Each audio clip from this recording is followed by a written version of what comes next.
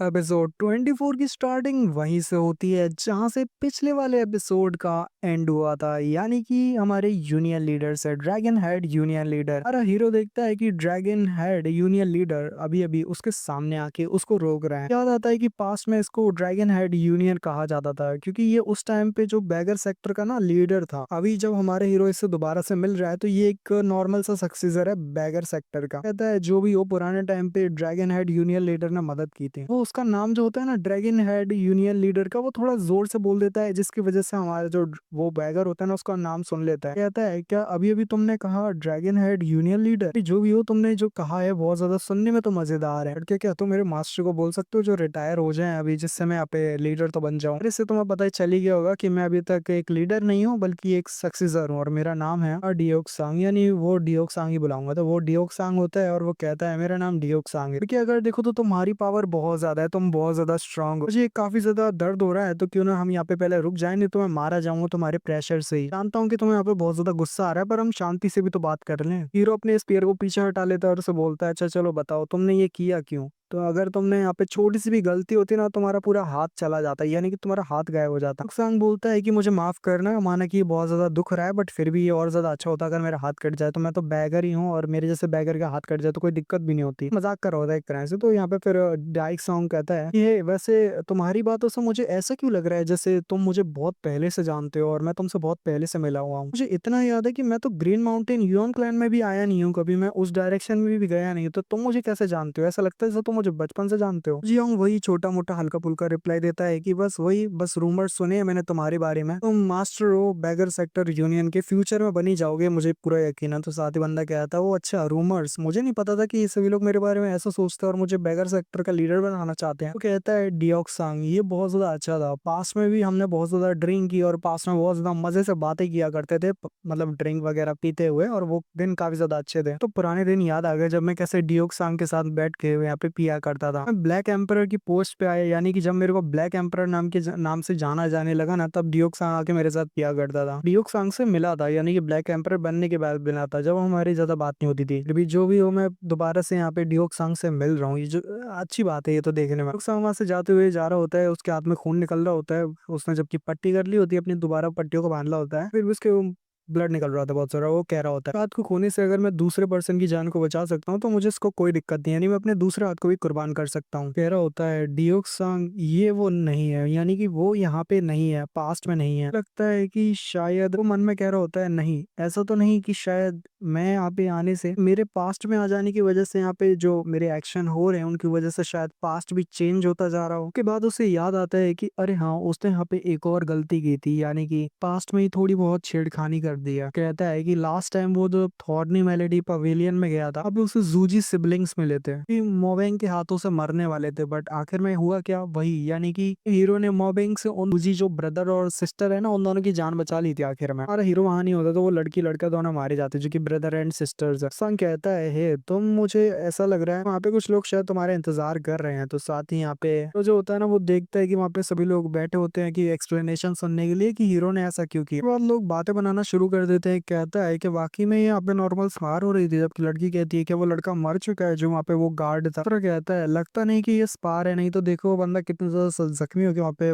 मर गया है, मरो जैसे मरे हुए होते हैं ना, ऐसा पूरा तरह से फैल चुका है। तो यहाँ पे हमारा हीरो उस बंदे की तरफ देखता है जिसका अब सांस ही बंद हो गई होती है। अब एक पूरी तरह से शांति हो जाती है। तो हीरो कहने लगता है कि देखिए मैं यहाँ पे बिल्कुल भी कंफ्यूज नहीं करना चाहूंगा किसी को भी। कहता है मुझे पता है कि तुम सभी लोग बहुत ज्यादा कंफ्यूज हो गए, बट वाकई में मैं ये सच बताऊं तो मैं उसको मारने की प्लानिंग से था, यानी मैं उसको मारने ही वाला था। मैं पहले ही सोच के आया था कि ये बंदा मरेगा मेरे हाथों से। तो सभी हैरान हो जाते और कहते ये हो क्या रहा है। पैंग ब्रदर्स में थे, मतलब पैंग ब्रदर्स में से जो बाल वाला ब्रदर होता है ना वो आगे बढ़ता है और कहता है मिस्टर यॉन मुझे लगता है कि शायद आपने इस बैटल को ज्यादा ही आगे खींच दिया, क्योंकि ये तो शायद से एक छोटी मोटी स्पार होने वाली थी ना, मतलब अभी देखा जाए वैसे भी इस जगह पे तो नॉर्मल स्पार की जाती है, सिंपल स्पार होने वाली थी, बट फिर भी आपने उसको मार दिया। उसके साथ यहाँ पे डेथ एंड मतलब लाइफ एंड डेथ अरेना में जो बैटल की जाती है क्या आप वो खेल रहे थे क्या उसके साथ? अगर ऐसा ही है तो पक्का कोई ना कोई बड़ा रीजन होगा। तो आप बता सकते हैं कि आखिर वो रीजन क्या था जिसकी वजह से आपने उस गार्ड को मार दिया? कि एक बहुत ज्यादा इंपॉर्टेंट इनोसेंट पर्सन है पूरी जगह पे। तो लंबी सी सांस भरते है और कहता है अब क्योंकि यहाँ पे ऐसा हो चुका है और सभी लोग मेरे पे शक कर रहे हैं, तो मैं यहाँ पे सभी के शक को दूर करने के लिए बात अभी तक हुई है वो सभी बात मैं आपके सामने रखने वाला हूँ कि यहाँ पे गलती किसकी थी, किसने शुरुआत की, किसने ना की। ये आज सुबह की बात है, जब लोग हम ब्रेकफास्ट कर रहे थे तब यहाँ पे वो लोग आया, मतलब वो लोग दोनों आए और उनने यहाँ पे शुरुआत हो जाती है और वो सभी बातें बता देता है कि आखिर यहाँ पे हुआ क्या, और वो कहता है कि ये सब था जो कि यहाँ पे हुआ था। लोग फिर और ज्यादा गुस्सा हो जाते हैं और कहते हैं अरे यहाँ पे तो हमने और ही समझ लिया, दोषी तो यहाँ पे कोई और है, और यहाँ पे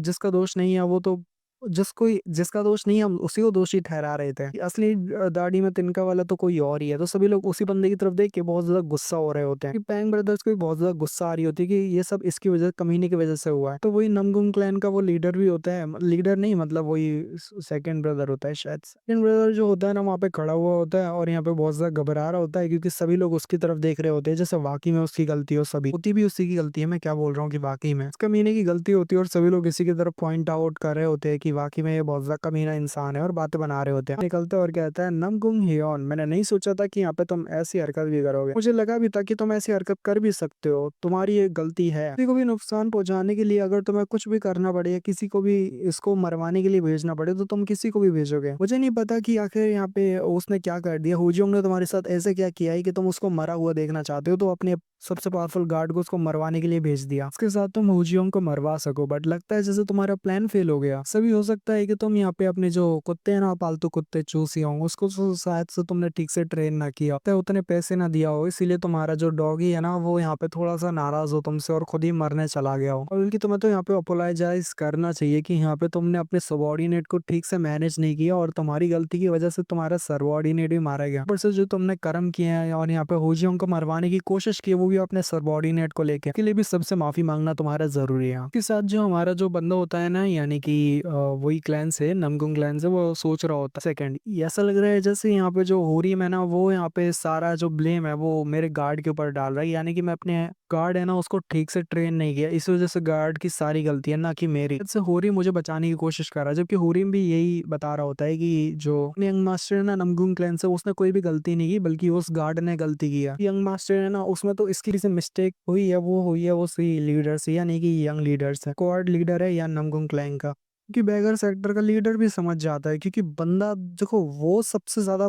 समझदार होता है जो दिखने में चोमू सा होता है। जिन लोगों ने बुक ऑफ एस्पर के वो मोटू सा प्रिंस है ना उसको अगर याद हो तो समझ जाओ कि भाई कितने पावरफुल लोग हैं। जिन लोगों को वो प्रिंस याद है ना, वो मोटू सा प्रिंस जो बुक ऑफ एस्पर से यानी कि ओनिक एम्पायर से है, तो मुझे जरूर कमेंट में बताना। बंदा भी बिल्कुल वैसा होता है दिखाने में, तो भाई बिल्कुल पागल सा है, या बोल सकते हो जिसको कुछ ना आता हो। जब बात यहाँ पे समझदारी की और चालाकी और प्लानिंग की हो तो बंदा बहुत ज्यादा तेज है। जाता है कि यहाँ पे चल क्या रहा है, तो उसके साथ ही यहाँ पे जो बंदा होता है ना हुरियम उसकी तरफ देखता है और फिर दोबारा से हाँ सिर को घुमाता है। हमारा हीरो पीछे बोल पड़ता है और कहता है देख के तो काफी ज्यादा अच्छा लग रहा है, मियोंग क्लैन के यंग मास्टर हुरियम, दूसरों की कितनी परवाह करते हो, आपको दूसरों की कितनी चिंता है। मैं बिल्कुल आपकी तरह एक्ट करता, जब मेरे ब्रदर ने अगर कोई गलती की होती और मेरा ब्रदर भी यहाँ पे कोई गलती करता तो मैं आपकी तरह ही बोलता। यहाँ पे यंग मास्टर ना ऐसी बात को घुमाता है कि वो सारी गलती फिर से दोबारा से यहाँ पे सेकंड यंग मास्टर पे डाल देता है। वो एक्चुअली में ये कहता है सभी लोग देखो तो जरा कि यहाँ पे है कौन, ये यहाँ पे नमगुंग क्लैन का सेकंड यंग मास्टर है। सेकंड यंग मास्टर से अपना पालतू कुत्ता संभला नहीं जा रहा, तो वो यहाँ पे सारी गलती पालतू कुत्ते पे डालने जा रहा है। ये अपने आप को सेकंड यंग मास्टर कहता है, जबकि इससे अपना